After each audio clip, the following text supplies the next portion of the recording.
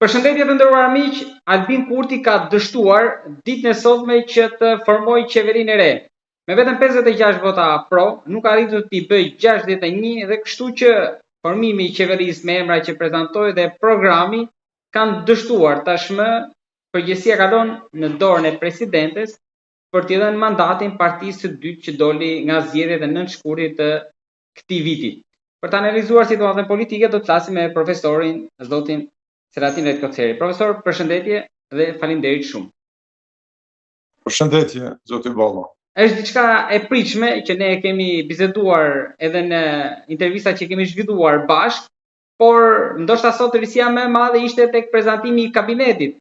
Dimal Basha nga kryetar kuvenditi bëhej ministër, por kishte edhe emra të tjerë që nuk kishin jo pak surprizues. Diçka e tillë është paralajmëruar që në ditën e 9 shkurtit në mbrëmje, kur veç i patëm rezultatet, bihej shumë mirë se Albin Kurti nuk do të tentoj apo nuk do të formoj qeverinë, sepse shprehjet e tij i dimi mojme, nuk kem nevojë t'i përsërisim, dhe që atëherë unë në farë mënyre e kam ditë, kam paralajmëruar se nuk do të kemi qeveri Kurti 3. Edhe konstituim kuvendit, sepse dihej mirë që Albini nuk është i interesuar për diçka të tillë, sepse i dështoi 500.000 këja, andaj edhe erdhi kjo që erdhi. Kjo shtyrje, ky prolongim 8 mujor, vërtet ka kosto të lartë për popullin, për shtetin dhe për të ardhmen e këtij vendi. Andaj, themi se tollja 8 mujore e Albin Kurtit duke prolonguar në vazhdimsi me qëllim dhe me prapavi politike konstituimin e kuvendit, sepse gjithçka bëhej për interese apo për të provuar që ti ketë numrat për qeveri, të cilat asnjëherë nuk i ka arritur, edhe në kohën kur ka pas një farë mënyre ofrim nga ana e Fatmir Limajt, jo që ky e ka kërku, por Fatmir Limaj vetë ofru, por edhe në atë kohë votat Albini nuk i ka pas për qeveri. Edhe po ta propozonte zotin Limaj për kryeministër, përsëri Albini nuk do t'i kishte votat për qeveri, kështu që krejt kjo shtyrje është bërë me qëllim që ti ofrohet zgjedhje së presidentes dhe atë diçka nëpërmjet duke llogaritur ende që presidentja ka një forcë politike dhe ka një numër të votave, ai ka bërë këto lojra për të ardhur një ditë që presidentja ose do të ketë parti të re, ose do të futet, do të kthehet në partinë Guxo, me qenë se ajo po i ruan aty 6 deputet, 7 deputet, edhe përsëri të ketë koalicion me Kurtin, në mënyrë që ata të marrin më tepër se 50% votave, gjë që në asnjë rast nuk do të ndodhë. Tani t'i kthehemi asaj që ekspozeut të zotit Kurti, i cili fund e kry, ishte një ekspoze gjoja i kujdesshëm ndaj opozitës, ishte jashtëzakonisht i butë, ishte i nënshtruar, në një farë mënyre lutës apo lëmosh kërkues, por ajo që është kryesorja, kjo ishte hipokrizi. Hipokrizi e Albin Kurtit për të kamufluar gjëja se ai pas ka punu për këto 4 vjet, thoshte, por ai veç tani me ata 6 mujt e parë të vitit 2019, edhe këtë kohën sa ai po ushtron qeverinë kujdestare, ai veç i ka mbushur 5 vjet, të cilat vite janë komplet dështim në të gjitha sferat, në asgjë ky njeri nuk ka tregu sukses. As në Mitrovicën e Veriut, as gjë tjetër, bës flasim për ekonomi, arsim, shëndetësi, dështim siguri, dështim total në gjithçka. Ai tha se Kosova është shteti më demokratik i rajonit. Kosova tha e ka shkallën më të ulët të inflacionit në rajon. Kosova ka demokracinë më të zhvilluar në Evropë. Kosova, gjitha këto janë të pavërteta dhe nuk qëndrojnë. Por, në një ekspoze, ku ai nuk kishte fare program. Dhe dy pikat kryesore ndoshta ishin 1 miliard euro në ushtri edhe ky do jetë mandati i reformës drejtësi thaj. Ndoshta një lloj vetmingu si në Shqipëri. Po, ato ishin dy premtimet programore. Kjo çështja e ushtrisë është çështje e rregulluar me marrëveshjen për formimin e ushtrisë dhe deri në vitin 2028. Ushtria e ka programin, e ka buxhetin, i ka gjitha të planifikuara, i ka dronet, i ka helikopterat, i ka të gjitha që janë të planifikuara dhe Albini po i shfrytëzon ato të cilat janë bërë marrëveshjen mes Ramush Haradinajt dhe njerëzve të Amerikës edhe të Bashkimit Evropian, NATO-s, të cilat ja kanë dhënë mandatin për formimin e qeverisë deri në vitin 2028. Prandaj ai vetëm ka shfrytzuar projekte të cilat janë të paraparë në zhvillim të ushtrisë dhe ato i keq përdor apo po i përdor së gjëja si suksese të tija. Prandaj ai në ekspozen e tij u mundua të na bindë se gjëja ai ka punuar këto 5 vite, por në fakt ai nuk ka punuar asgjë përveç që e ka shndruar shtetin në një shtet social, edhe u mundua që nëpërmjet premtimit të lëmoshës sociale për disa kategori, rritjen e pagës minimale. 500 euro, pensionet minimale 150 euro, nëna lehona, gjyqi. Në një farë mënyre, ai paralajmëroi që në këto 4 vitet e ardhshme, nëse ai bëhet kryeministër, Kosovën do ta shndrojë në shtet socialist, komunist të tipit të Koresë së Veriut. Ai ishte paralajmërimi kryesor që Albini edhe për fat, unë e kom pas një lloj dyshimi se mund të bëhet ndonjë pazar me dikend, por në këtë rast do të falenderu partitë. Duket se pati një takim sipas mediave me Limaj në minutat e fundit, por nuk u arrit diçka. Ka pas ajo del të bosha. Sepse fatimi ka pas, po do ta tërheq dhe ti do të jesh kryetar kuvendi. Ja, domethënë ky ishte një tentim mashtrimi apo vjedhje të votës të zotit Limaj, se ja unë e kam në kabinetin qeveritar, zot, edhe në momentin që ju ma votoni qeverin, nga i moment Basha do të jetë minister, derisa ju do të zgjidheni krye parlamentar. Jo, ajo që kërkonte Fatmir Limaj, pse nuk e pranoi? Se Fatmir Limaj këtë kërkonte, kryetar kuvendi. Po, nuk ka mundësi një politikan i rangut të Fatmir Limajt të mashtrohet në këtë formë. Nuk mashtrohet Fatmir Limaj, është e vështirë, sepse ai njeri në politik ka karrierë gjatë, është njeri i luftës, është njeri i politikës, është njeri që për momentin mund të them politikani më i zgjuar edhe më i përgatitur në skenën kosovare. Andaj Albin Kurti tentoi ta mashtroi me një propozim të tillë vërtet nuk shkon, edhe nuk i përshtatet një kalibri si që është Fatmir Limaj, dhe mirë bëri që Fatmiri nuk ka hyrë në ujëra të tilla të turbullta, të cilat përfundimisht do të kishin plandosur për toke zotin Limaj. Ai tani me këtë veprim unë jam i bindur që do ta ketë më lehtë edhe në zgjedhjet e ardhshme të cilat na presin, sepse opozita nuk do ta merr mandatin nesër apo kurdo që t'i takoj presidentja, sepse nuk po shpejton për zgjedhjet parakoshme.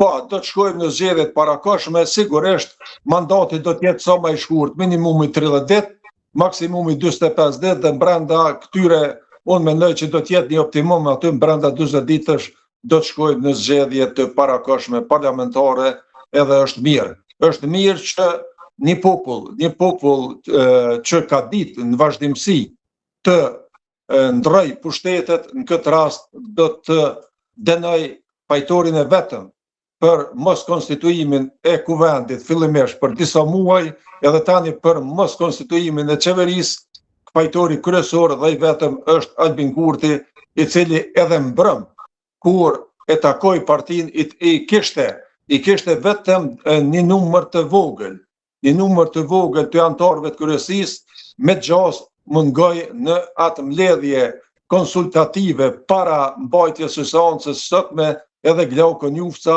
Po, Glauku në kishte zëvendëskryeministët të parë dhe ministrët e jashtëm, sikur ne kemi folur që drejt kësaj po shkon. Po pse nuk kishte? Po sigurisht ka mos pajtime të mëdha brenda kampit të vetëvendosjes, edhe me bindje të plot them se Glauku nuk është duke u pajtuar me krejt këto veprime.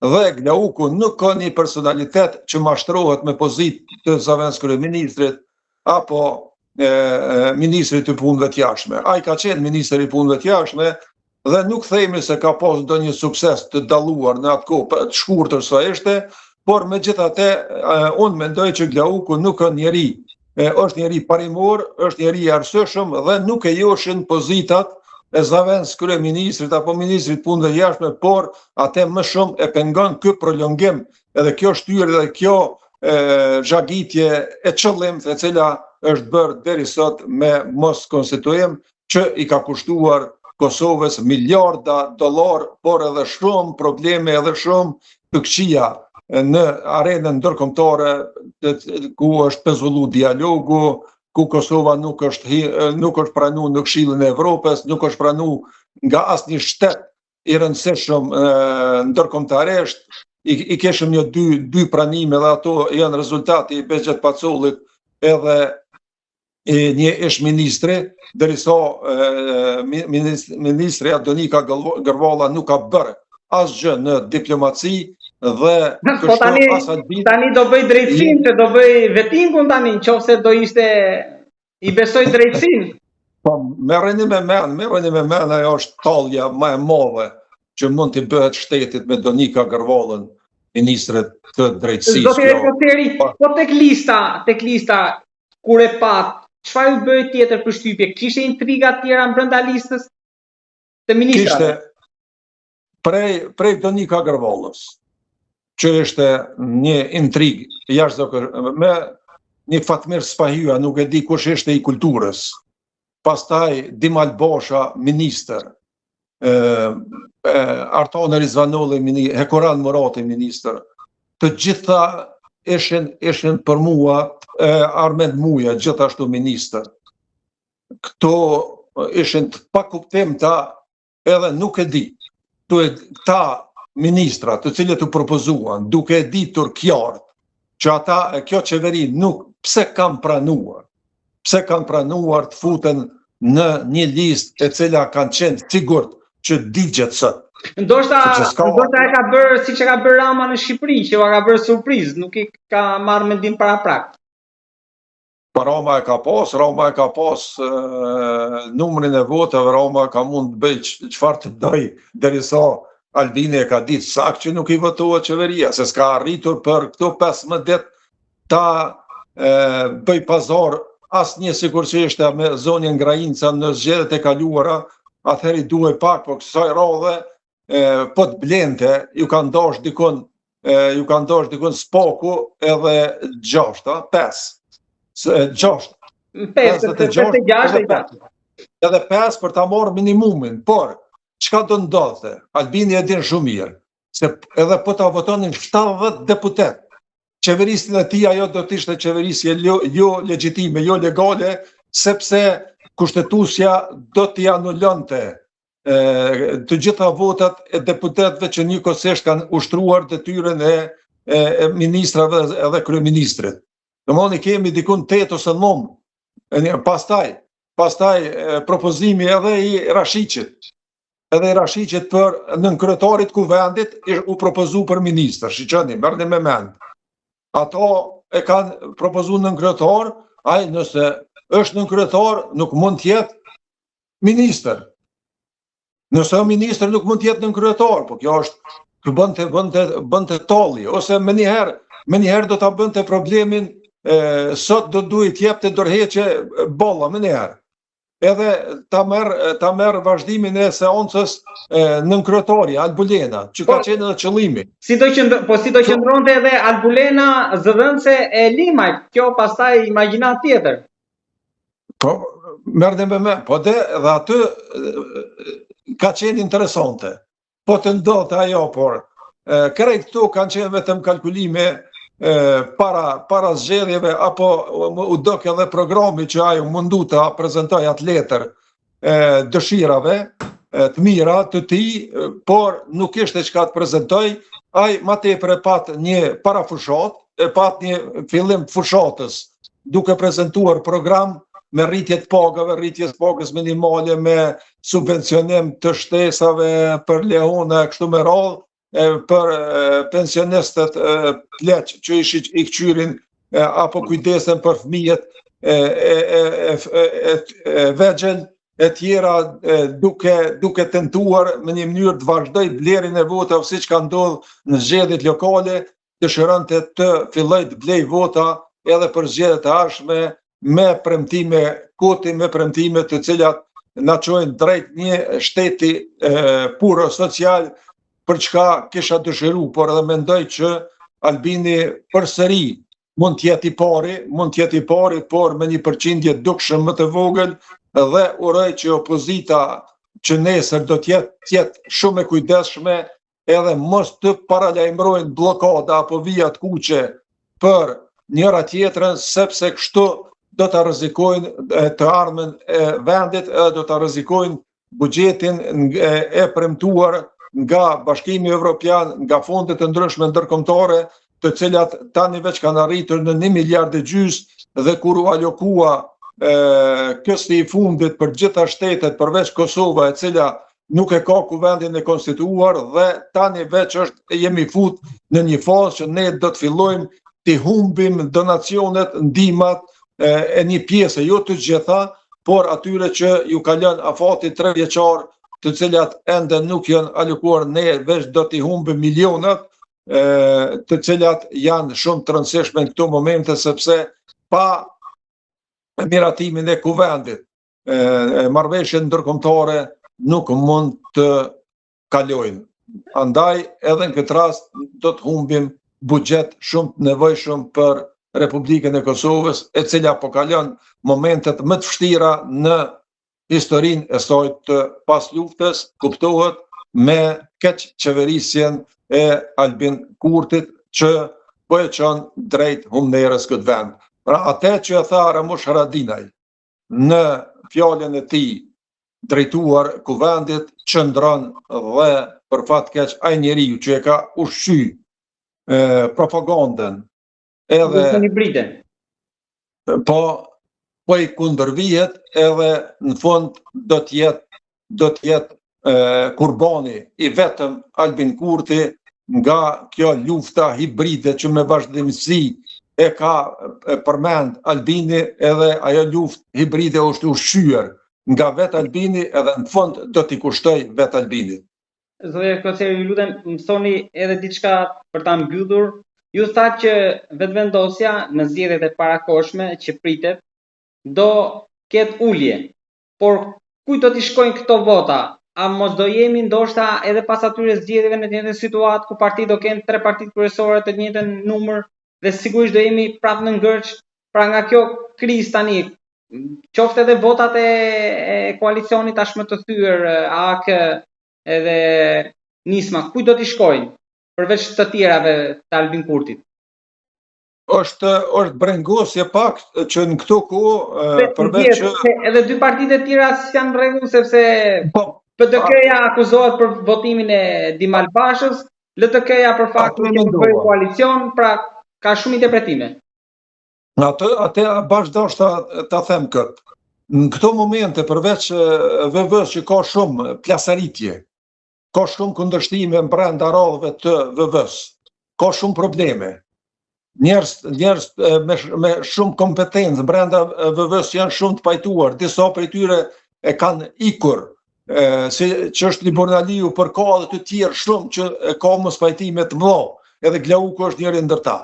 Por për fat keq, tani kemi plasaritje para rondit të balotazhit, kemi plasaritje edhe brenda Lidhjes Demokratike të Kosovës, ku një antar i kryesisë LDK-s, zoti Tahiri, ka probleme me kryetarin e partisë Lumir Abdigjiku.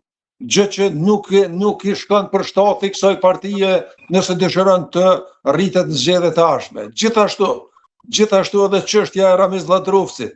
Ndrenas ka bërë shumë përçarje brenda kampit të PDK-s, sepse antar të PDK-s brenda kryesisë e përkrahin Ramiz Lladrovcin. Dhe Ramiz Lladrovci i ofrohet kthimit në PDK, derisa këta bojnë rezistencë dhe dëshirojnë mos ta kenë Ramiz Lladrovcin brenda radhëve të veta. Është gabim i madh i PDK-s që një njeri që ja fitoi zgjedhjet vet mos të pranohet në gjirin e Partisë Demokratike. Kështu që këto përçarje ka mundësi që të ndikojnë në të gjitha kampet, por megjithatë, unë konsideroj se tani më ai dyfishi i cili ishte i VV-s kundrejt LDK-s edhe PDK-s nuk do të ndodhë më, sepse do të parafrohen. Nëse në rastin më të mirë, VV-ja do ta ketë 35%, gjë që unë e kontestoj dhe nëse opozita do të ishte jo në këtë nivel që është, mos jetë ashtu e përçar, si ka fillu, unë jam i bindur që PDK-ja do t'i afrohej 30%. Edhe LDK-ja do të ishte dikun të 25%, dhe këtu do të kishim afërsisht 30-30-30 dhe parti tjera 10% tjetër. Do më thonë, dikush 33, për shembull Vetëvendosja, 30 PDK-ja, 26%. Po atje nuk e ka mbi 50 që të bëj qeverinë. Edhe kjo do të ishte shumë mirë. Pse do të ishte shumë mirë? Sepse vetëm Lumir Abdigjiku duhet të ketë kujdes mos të vej vijat kuqe ndaj askuj. Sidomos ndaj opozitës, edhe pastaj tentoj t'i qëndroj sepse ai nuk do të bëj hor, por këtu ai nuk do të vente vijat kuqe, por e ka pas problemin e presidentës.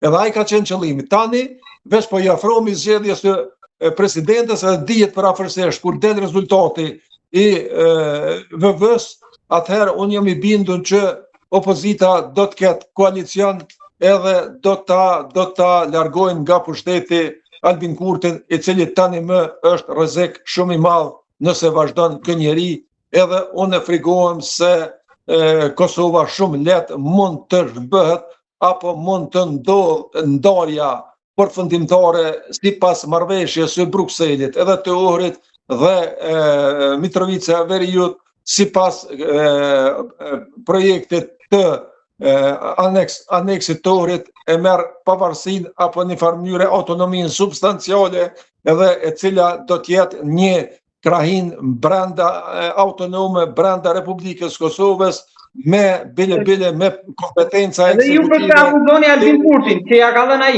që firmosi ai.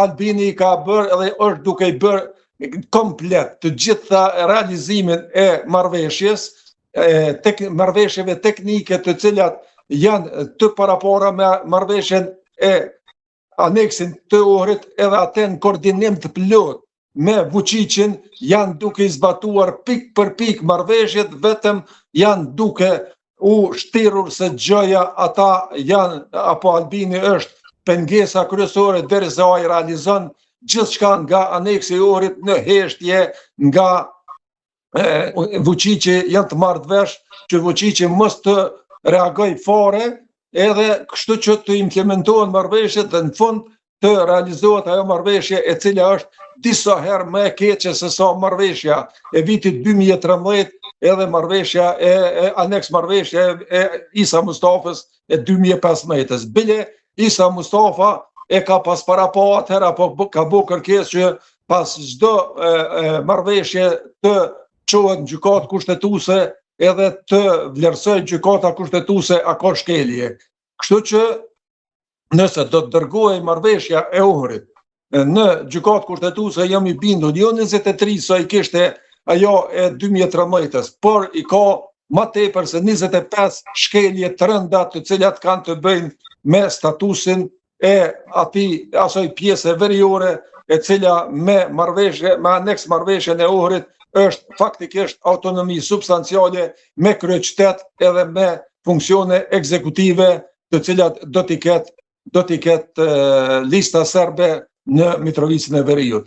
Prandaj themi se Albin Kurti vetëm e ka një sukses të proklamuar, derisa në realitet, në fakt, Mitrovica e Veriut është edhe ma keq se sa që ishte para këtij futjes së forcave policore për të ruajtur gjojërendin edhe integritetin.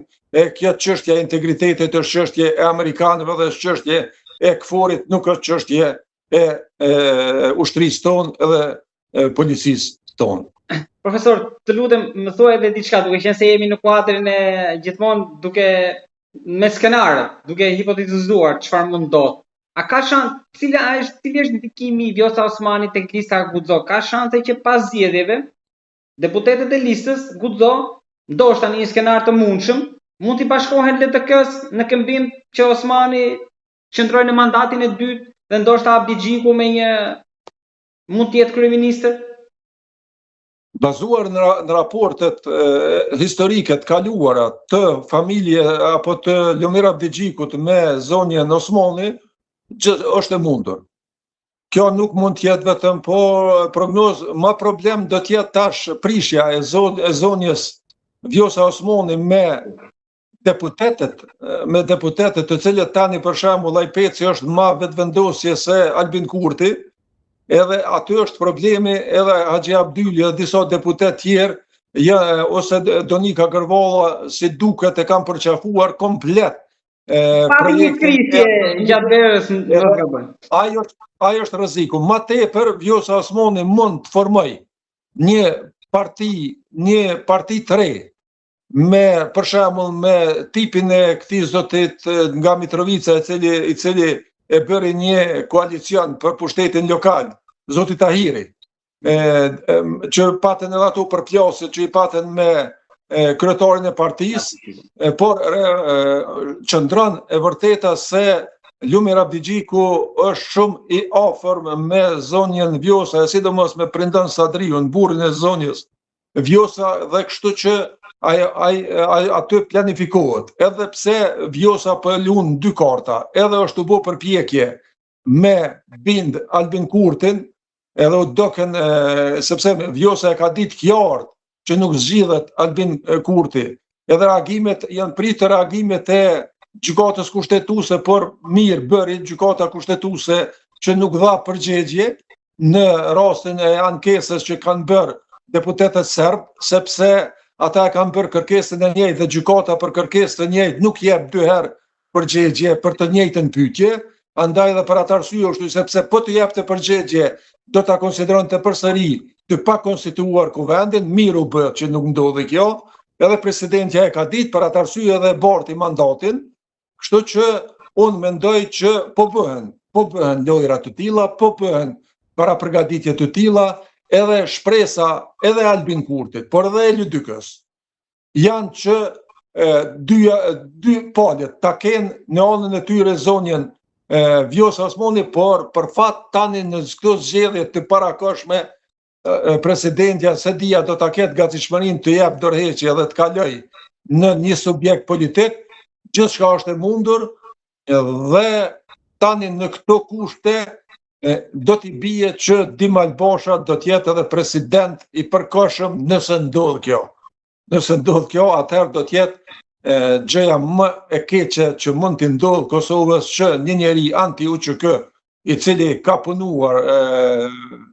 punuar projekte kundër ushtrisë qëllimtare të Kosovës, t'jetë një kontesht pa marrë parasysh që afat shkurtër. Ai në historinë e tij sikur të Bexhet Pacollit regjistrohet historia se Dimal Basha dikur ishte kryetar i Kuvendit Kosovës edhe ishte president i përkohshëm i Republikës Kosovës, që do t'jetë gjëja më e keqe që mund t'i ketë ndodhur Kosovës, por njëkohësisht edhe PDK-s, e cila e votoi një njeri të tillë siç është Dimal Basha. E votoi sepse për fat keq po del se deputetët e Republikës Kosovës janë të paden, janë të pa shkolluar ose nuk lexojnë, nuk shfletojnë, për çudi se si nuk kanë qenë gjendje ta kuptojnë edhe ta dinë se një deputet që po bëhet kryetar i Kuvendit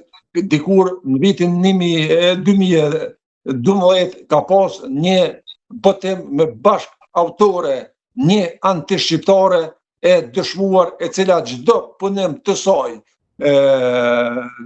e ka kundër shqiptarëve, edhe në punimin e zotit Basha është cituar raporti Dick Martit.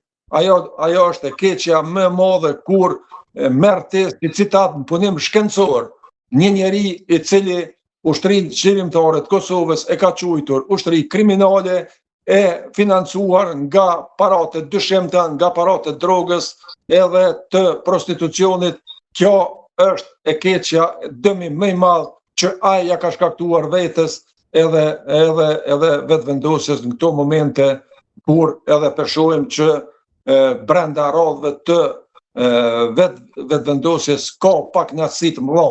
Edhe vetë Albini është i pakënaqur dhe në këtë rast tentoi ta tërheq. Edhe unë kam informata të sigurta që me ditë të tëra është duke ju bërë presion, apo ju ka bërë presion Dimal Bashës që të tërheqet, t'jap dorëheqjet pa revokueshme nga kryetari i Kuvendit, por ai nuk i kanë dëgjuar, edhe këto ka ardhur deri te problemet të cilat veç u shfaqen sot në mbledhjet Kuvendit, jo kështu hapur, por shihej në për pjesë të ndryshme të sallës Kuvendit, ku vrehej zymtësia, vend që sot të ishte fest, vend që sot festohet që themelohet qeveria, ne shihnim qoshe skuta të Kuvendit ku bisedohej për të bërë, ndoshta për të blerë në çastet e fundit ndonjë deputet që do ta votonte qeverinë Kurti. Por ajo për fat nuk ndodhi, edhe ajo e ditëm më njëherë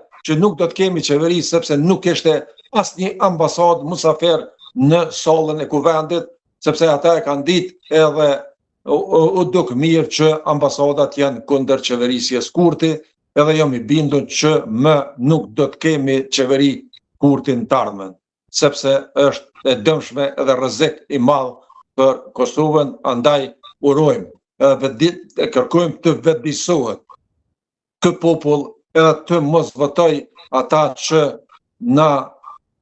apo kanë qëllim të na shsuajnë, të na zhbëjnë, edhe të na marrin autonominë apo shtetin, pavarësinë e Republikës Kosovës. Një gjë është e sigurt që kriza do të vazhdoj. Profesor, unë të falenderoj shumë për analizën, për trajtimin e situatës aktuale, por edhe për skenarët e asaj që pritet që të ndodhë. Të falenderoj shumë. Faleminderit, miru takofshim, miru pafshim.